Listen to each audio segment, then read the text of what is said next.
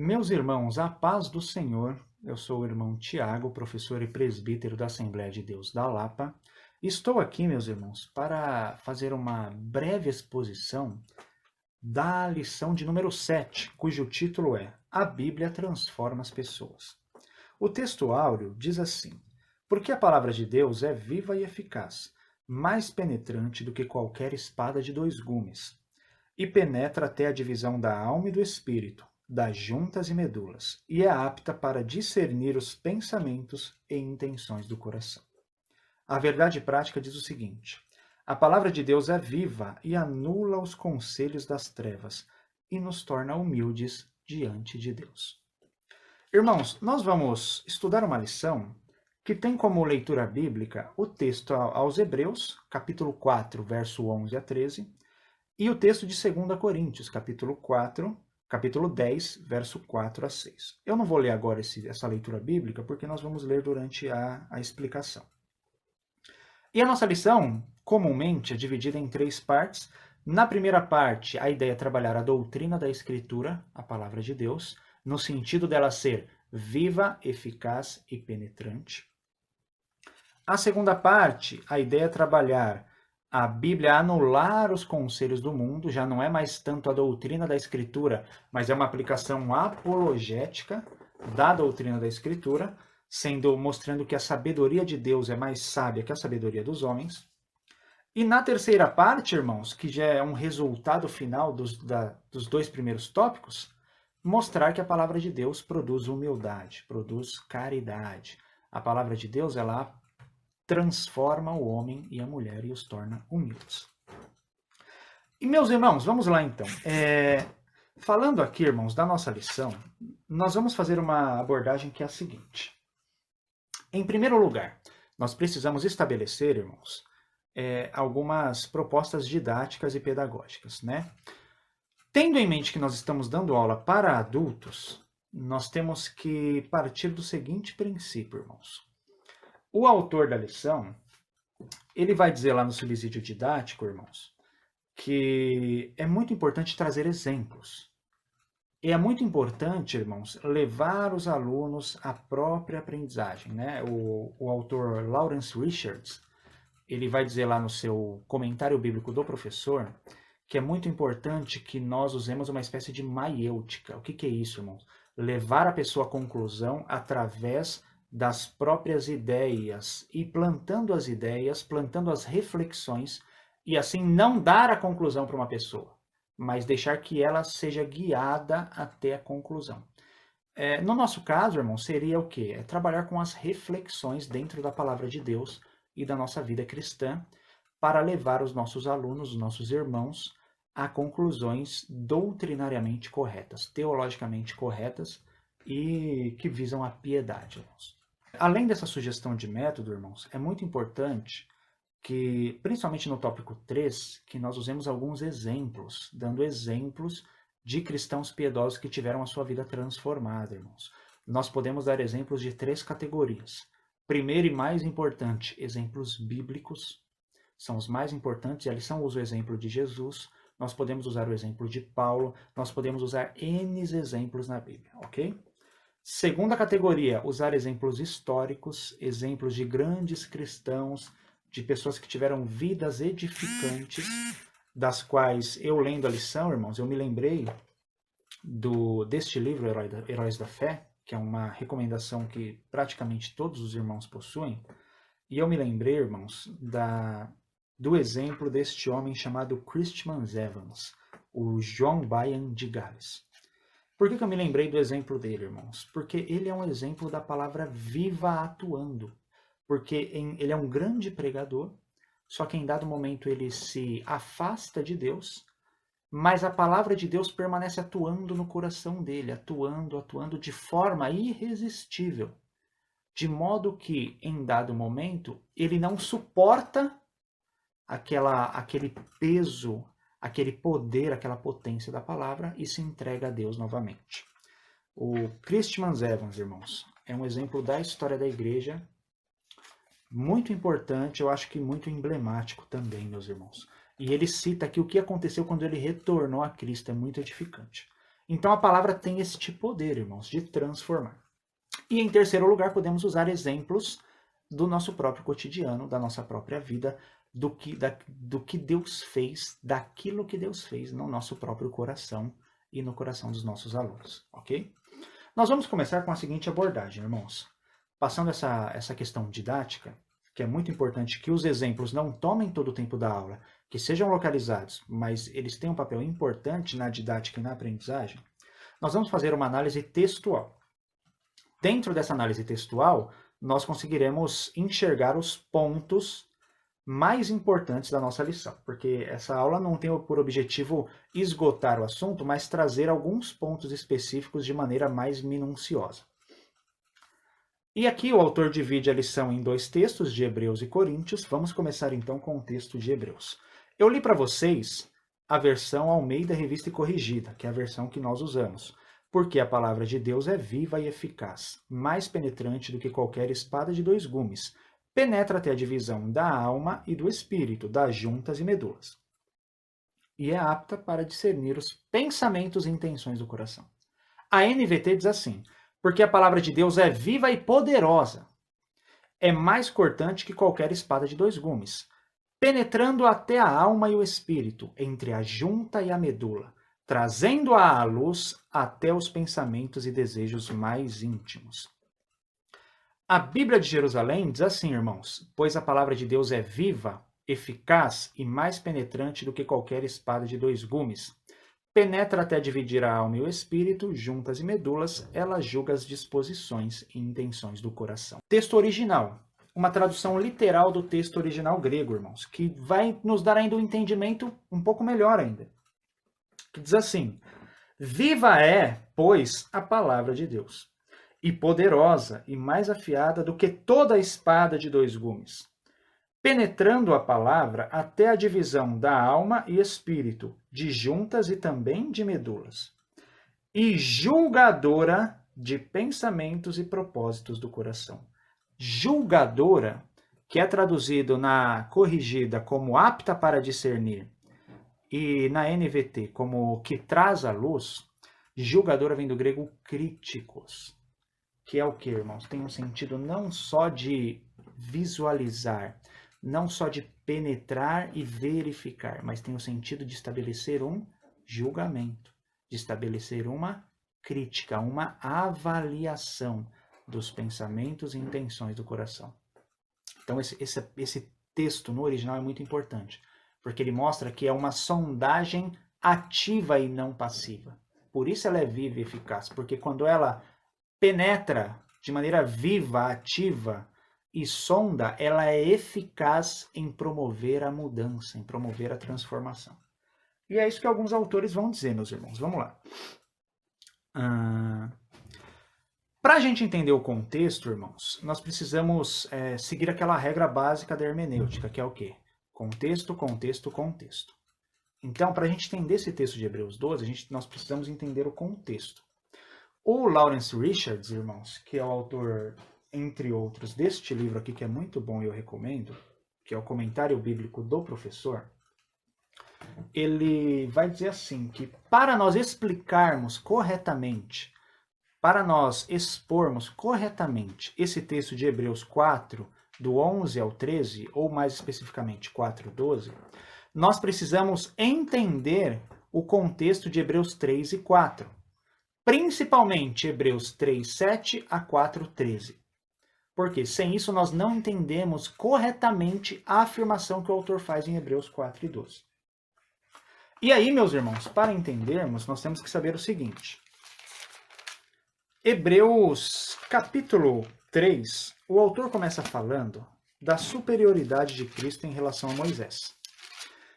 Quando ele avança a partir do verso 7, o autor entra em um tema que é o seguinte.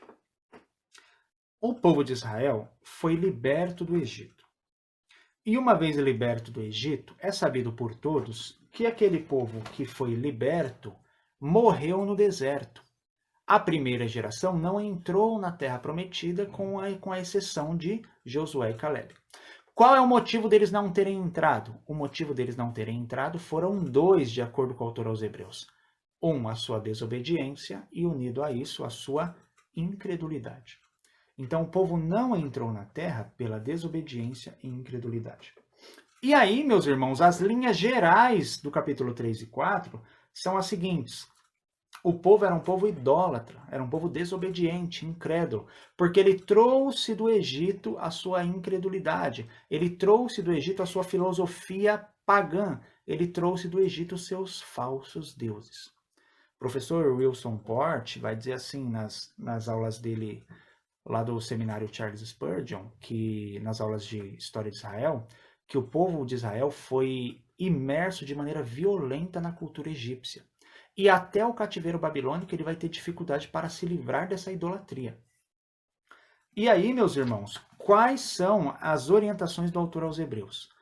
Que nós cristãos, que nós, povo de Deus, agora da nova aliança, não sigamos o exemplo do povo de Israel. E aí ele faz paralelos que nos ajudam a entender o texto de Hebreus 4 e 12. Por exemplo, olha o texto de Hebreus 3 e 12. Lá no final de Hebreus 4 e 12, fala que a palavra é apta para discernir as intenções do coração.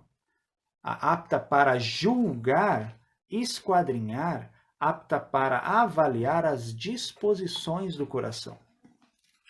E lá no 3,12 diz assim: tende cuidado, irmãos, jamais aconteça haver em qualquer de vós perverso coração, de incredulidade. Olha o tema da incredulidade.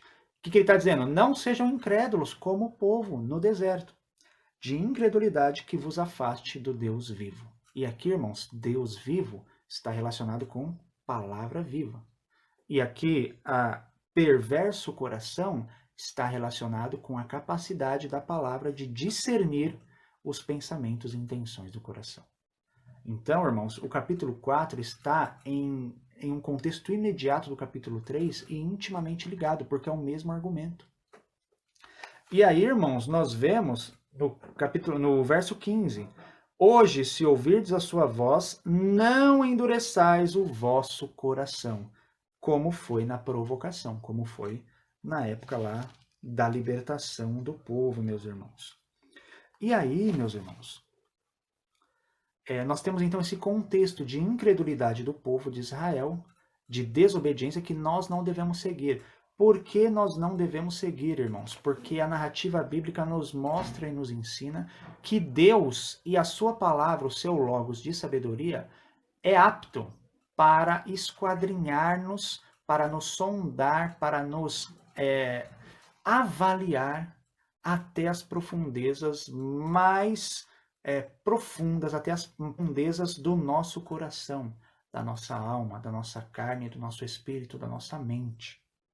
Os judeus, irmãos, defendiam essa capacidade de Deus de conhecer os pensamentos. Lá em Salmos 139, se eu não me engano, o verso 23. Salmo 139, 23. Sonda-me, ó Deus, e conhece o meu coração. Prova-me e conhece os meus pensamentos. Vê se há em mim algum caminho mau e guia-me pelo caminho eterno. Então os judeus sabiam, irmãos, dessa capacidade de Deus, dessa capacidade da sabedoria de Deus, da palavra de Deus, de sondar o coração, de sondar o íntimo, de sondar os pensamentos. E o próprio texto aos Hebreus nos exorta a não endurecermos o nosso coração, porque a palavra de Deus vai nos julgar, a palavra de Deus vai nos sondar, vai nos esquadrinhar, dividir, separar, discernir. Por isso, o capítulo 4, verso 11, começa nos orientando a não seguirmos o exemplo de Israel, lá na leitura. Procuremos, pois, entrar naquele repouso, para que ninguém caia no mesmo exemplo de desobediência. Ele está falando do que aqui, irmãos?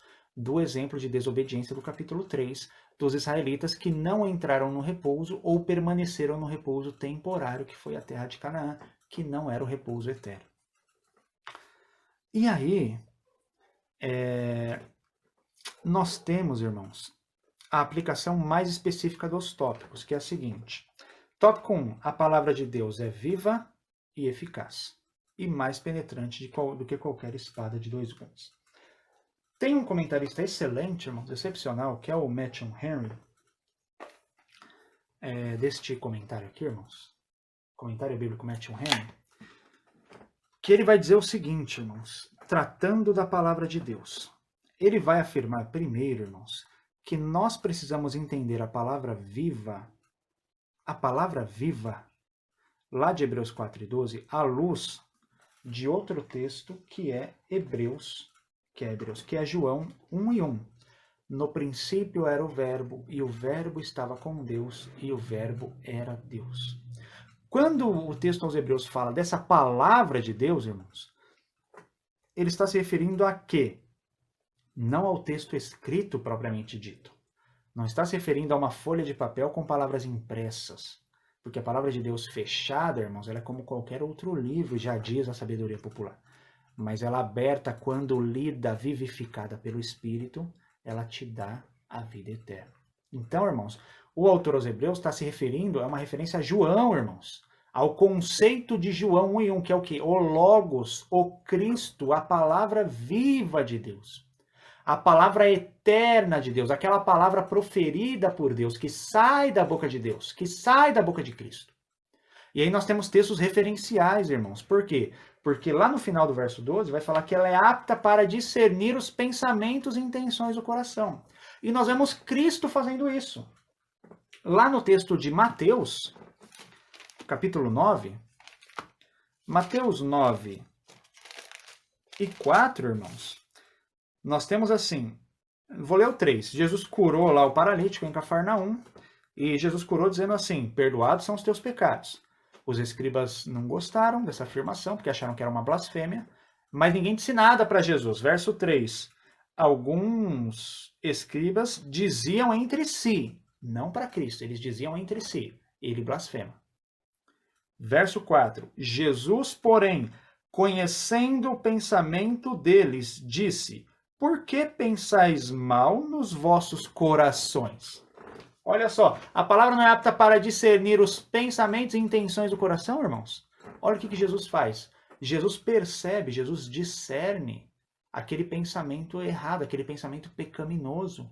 E Jesus vira para eles e diz: por que pensais mal em vossos corações?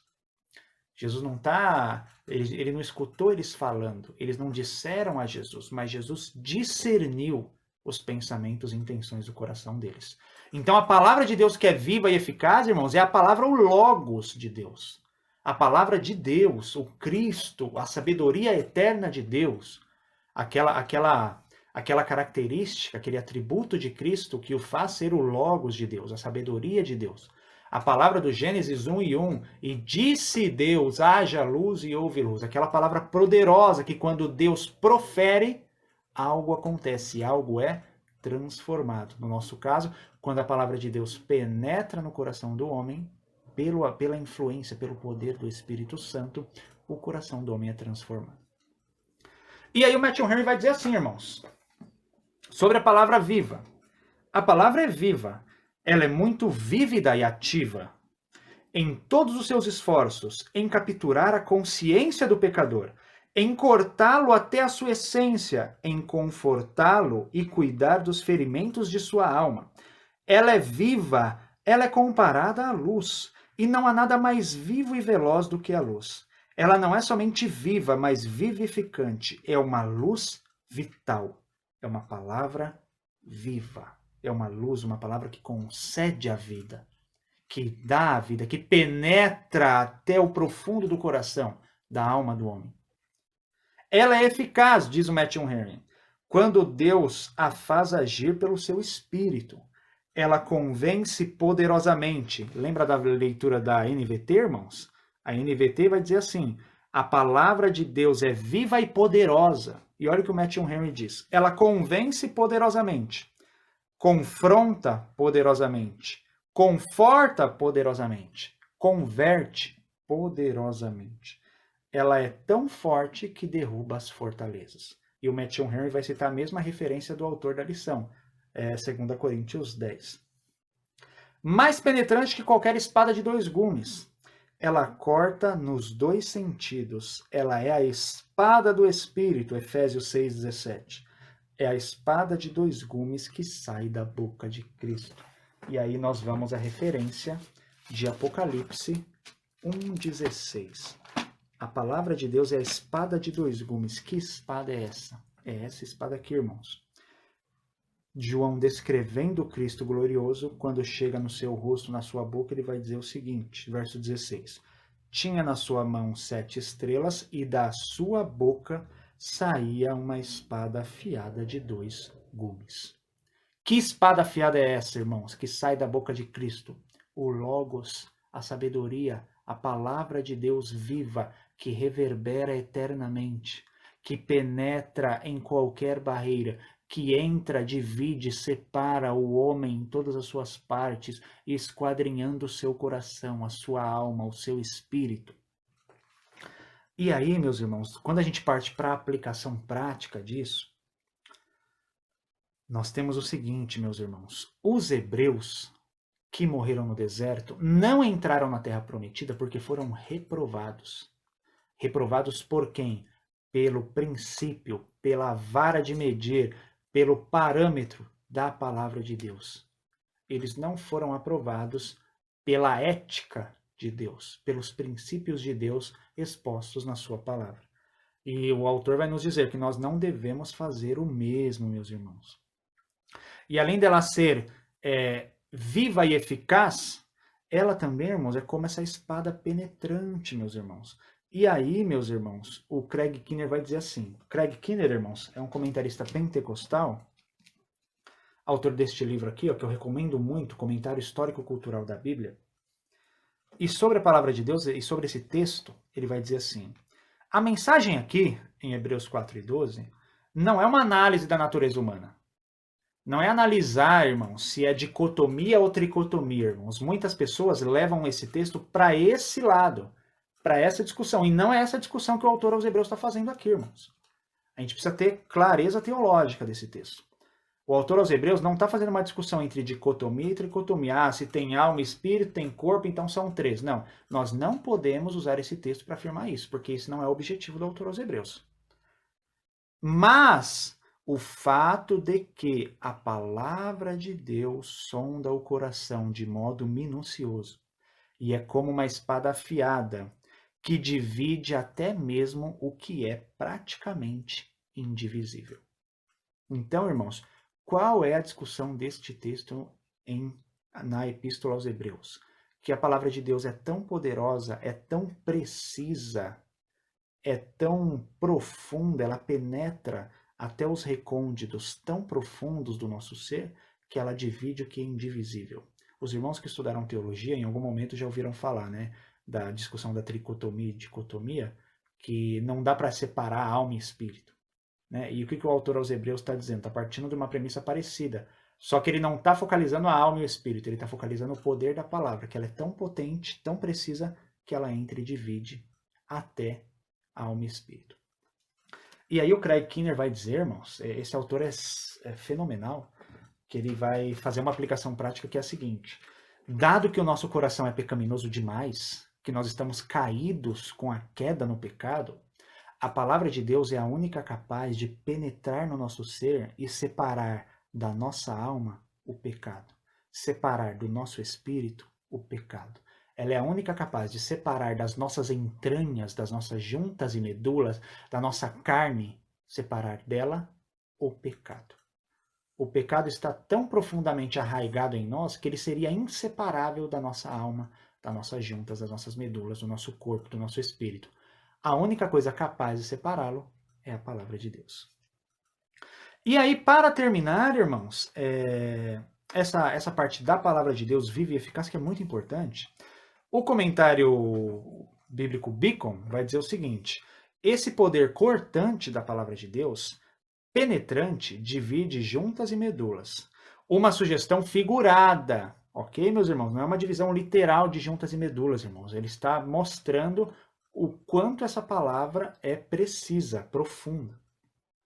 Possivelmente indicando que o Evangelho nos encontra não só no nível da personalidade, mas no nível do nosso eu invisível, no nível do nosso eu não aparente, meus irmãos. E aí, como a palavra de Deus, Craig Keener vai dizer, ela corta da sua alma a lascívia e o pecado. ela corta do seu espírito a lascívia e o pecado, e da sua carne ela corta a lascívia e o pecado. Ela separa, ela divide, portanto te transforma, portanto te santifica, portanto te leva mais próximo de Deus. Mas ela também é apta para discernir os pensamentos e intenções do coração. O que isso quer dizer, meus irmãos? Que ela mostra a hipocrisia não aparente no homem. Ela destrói a aparência de piedade. Por quê? Porque não importa tanto, irmãos, que nossas obras sejam boas. As boas obras podem ser inúteis. Quando? Quando elas são realizadas com intenções pecaminosas. Então, a aparência de piedade, que é meramente aparente, que dentro tem uma intenção pecaminosa, ela é cortada pela palavra de Deus. A palavra de Deus ela é capaz de discernir, avaliar, julgar e possivelmente, se não houver uma mudança, condenar o comportamento hipócrita. O comportamento que, na aparência, se parece de piedade, mas na intenção do coração, nos pensamentos, é pecaminoso. E aí, meus irmãos, a Bíblia Shed vai fazer uma síntese desse texto em 5 partes e vai dizer o seguinte, sobre a palavra de Deus. 1. Sendo viva, ela concede vida. 2. Sendo eficaz, transforma o ouvinte. 3. Tendo 2 gumes, corta primeiramente quem usa, depois quem recebe o ministério, quem escuta. Sendo cortante, traz à luz os motivos obscuros do subconsciente. E 5. Apta para discernir, críticos do grego, e julgar os valores de uma pessoa. E aí, meus irmãos, é interessante a gente partir de uma reflexão aí para os nossos alunos, o que nos motiva? O que está motivando as nossas ações? Qual a origem das nossas ações, das nossas decisões, das nossas atitudes? Ela está na palavra de Deus ou ela está em outras intenções?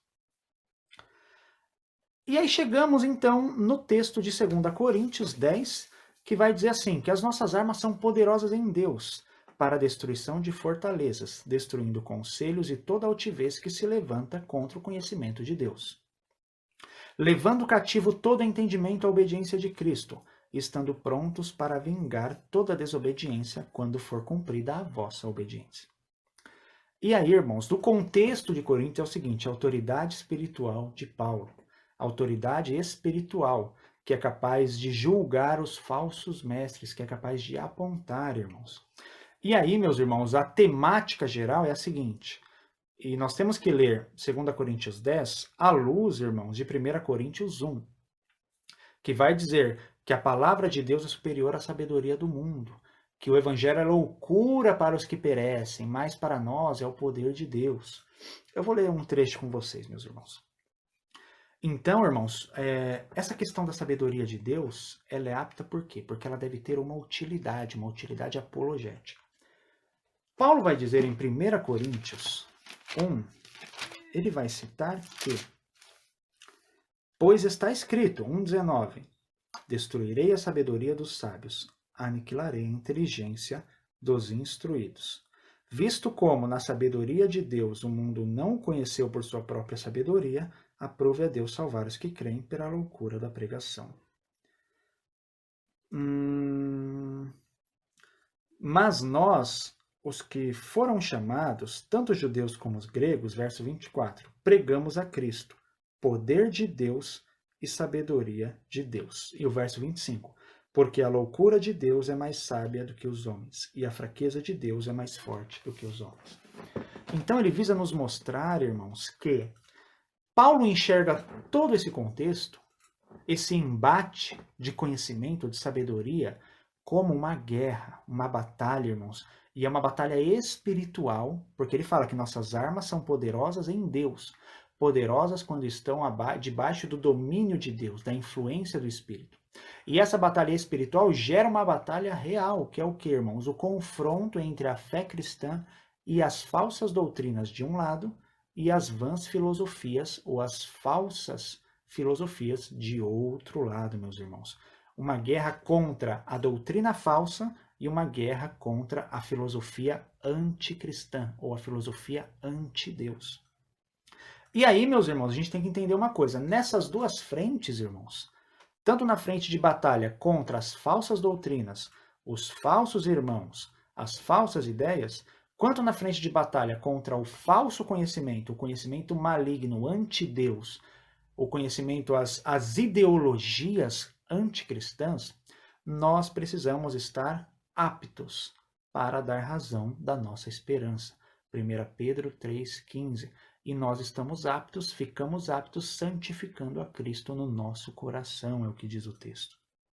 Então, meus irmãos, Paulo enxerga como uma guerra que é como os pensadores da época enxergavam. E aí, meus irmãos, para terminar, e entrando na questão da humildade, talvez caibam algumas reflexões, que são, fazendo uma aplicação da lição, meus irmãos, que não precisa ser feita no final, pode ser feita durante a lição, levar todo o conhecimento, levar cativo todo o entendimento à obediência de Cristo. Irmãos, nós estamos preocupados com as nossas convicções ou estamos preocupados com a verdade do Evangelho?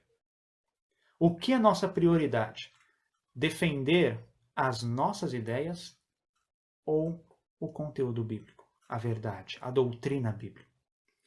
Irmãos, o nosso pensamento é cativo de quem?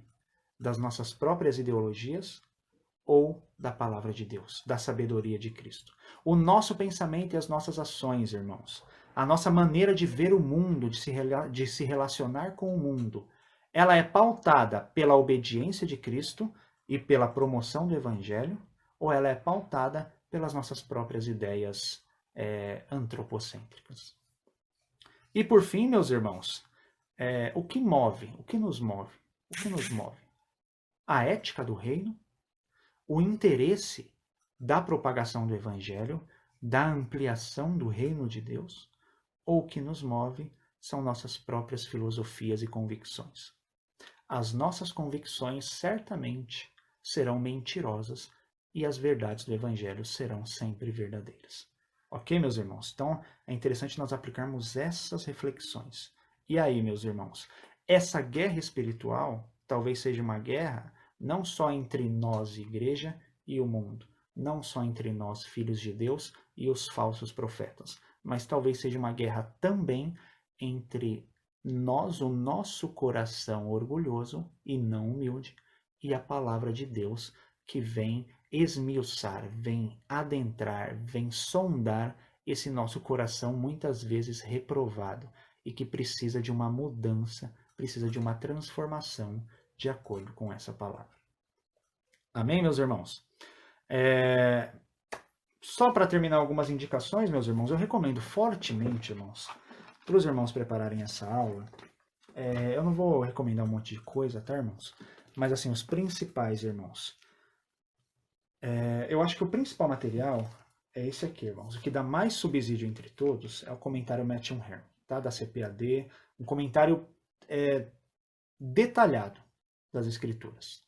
Comentário detalhado. Se o irmão puder usar só um, não tiver muito tempo, usa esse aqui, que ele vai te dar muito material. Depois, irmãos, uma visão mais histórica, mais contextual, cultural, Craig Keener, tá? Eu não sei se vai aparecer ao contrário aí para os irmãos, mas é o comentário histórico-cultural da Bíblia. Irmãos, esses dois são fundamentos, irmãos, fundamentos. E são boas doutrinas do Matthew Henry, o grande comentarista bíblico puritano, e o Craig Keener, o grande teólogo pentecostal. E aí, irmãos, deixa eu achar aqui onde eu pus, aqui.